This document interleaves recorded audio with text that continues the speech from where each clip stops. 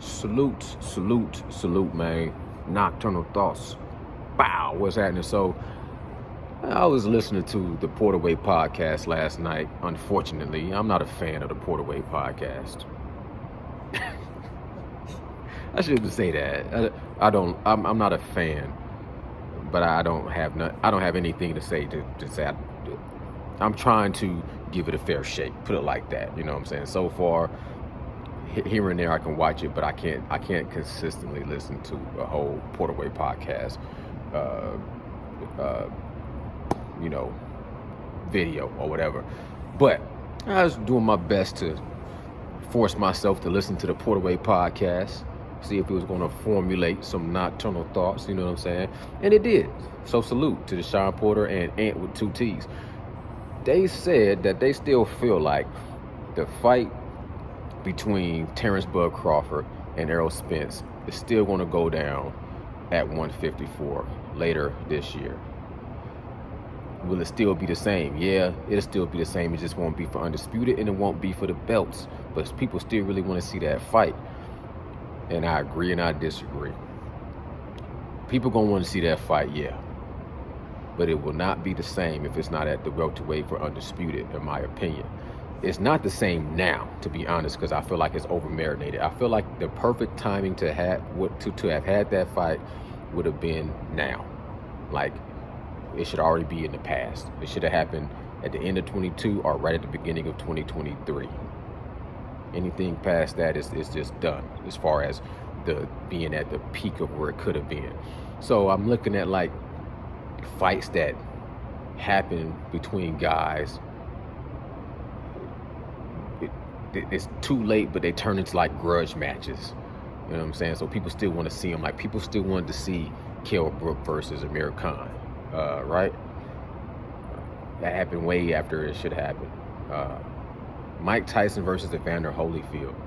That didn't happen exactly when it was supposed to happen, but it still happened, and they were still some pretty decent fights, but it wasn't what it could have been.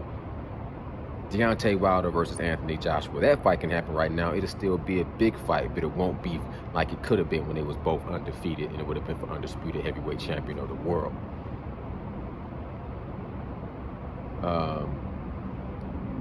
Of course, everybody know Floyd Money Mayweather versus Manny Pacquiao. It did happen, but it happened, some people say, 5 years too late. So sometimes these fights happen on perfect timing, which is rare to me. Usually they happen a little too late, or they don't happen at all. My thing is all the buildup that went into, Terrence Bud Crawford being with Top Rank, going up, being undisputed at 140, going to 147, Errol Spence collecting his belt from Kell Brook and collecting his belt from Sean Porter and collecting his belt from Yordenis Ugas, and all the talk that went into it. At its best, it would be for undisputed at 147. If you take it into 154, first of all, Terrence Bud Crawford is a little older now, so that already plays. And going up to 154 with no belts, it just takes a huge part of the story out of what made that fight so significant and so huge. It'll still be a great fight, but it won't be like people always talk about Hagler Hearns. People always talk about Sugar Ray versus Hearns.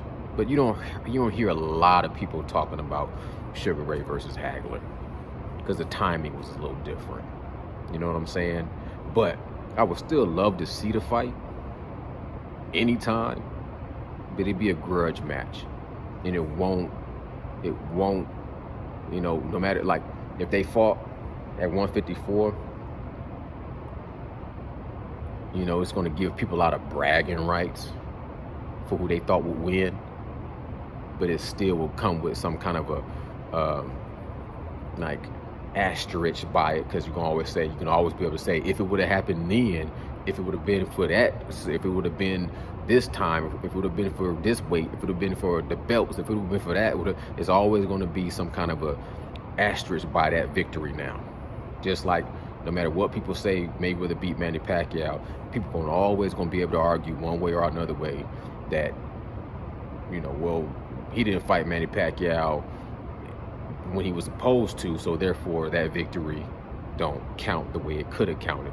And that's true, in my opinion. Even though you can't take away anything from Mayweather beating Manny Pacquiao, there is a slight little window where you say things could have been differently. Specifically, like right after Manny Pacquiao beat Miguel Cotto, the way he did it. So, nocturnal thoughts. If they fight at 154, so be it. I'll talk about it. I'll watch it. It'll be a great fight, but it won't be the same as it could have been for Undisputed at welterweight division. That's Nocturnal Thoughts. Y'all let me know what y'all think in the comments below. Salute, salute, salute.